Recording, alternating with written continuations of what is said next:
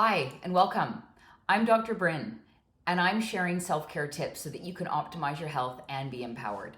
Today, I want to talk about the top 5 ways that stress can cause weight gain. So what happens when we're stressed? Well, when we're stressed, this can affect our food intake, it can affect our sleep patterns, it can affect weight gain, it can affect abdominal obesity, and that means I'm gaining weight around our midsection or abdomen, and it can also affect weight loss interventions. So how is this happening?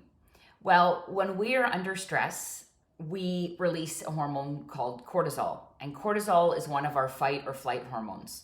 So cortisol's job is to keep our blood sugar raised so that we have access to fuel and energy so that we can sprint or fight and take care of ourselves and protect ourselves in imminent danger.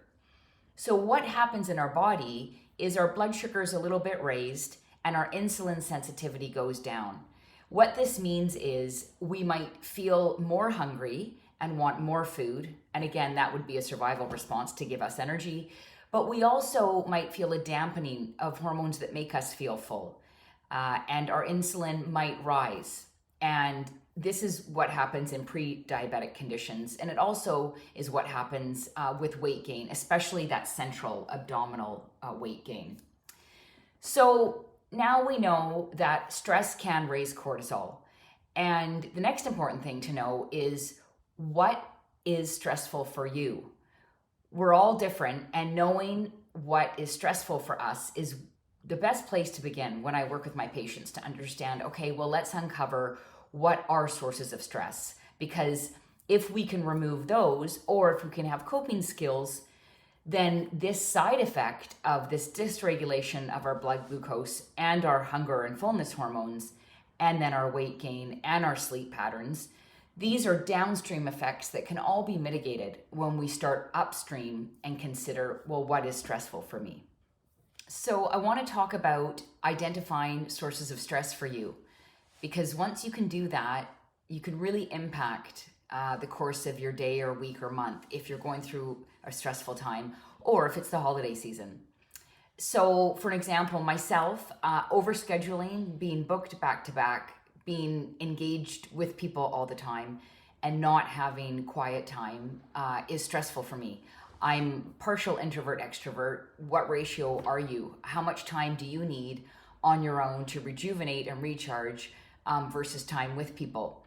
So I recommend to my patients and for myself, get out a calendar that works for you. I don't recommend electronic unless it does really work for you, but get out some sort of paper calendar or journal and review each week how you're spending your time and how scheduled you are and where you're putting in your self-care. Self-care for me looks like time on my own. I might do some yoga, I might go for a long walk, I might cook, I might read. It simply means whatever I'm doing, I'm on my own and I'm not responding to other people, and I'm on my own schedule. But really hone in on your schedule and your time and be conscious of the choices you're making, because at the end of the day, these are your choices and it can really impact your health and your cortisol levels. So the other thing I want to recommend for decreasing stress and cortisol is something called forest bathing. It's a term originally coined by the Japanese, and it's now becoming more widespread in our medical literature. It simply means immersing yourself in nature, spending time in nature, walking around in a nature-filled landscape. So think of trees, forest, mountain, soil, rocks, anywhere that's not a real urban landscape. And there's studies that show that it's calming on our nervous system. And that's very health promoting. And of course, there's fresh air and we get the daylight, which is good for our circadian rhythm.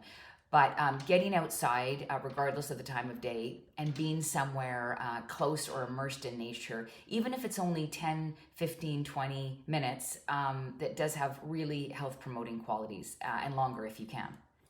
So I want to say thank you again so much for watching, and please like and subscribe my videos if you're interested in more content for self-care and how to optimize your health and be empowered.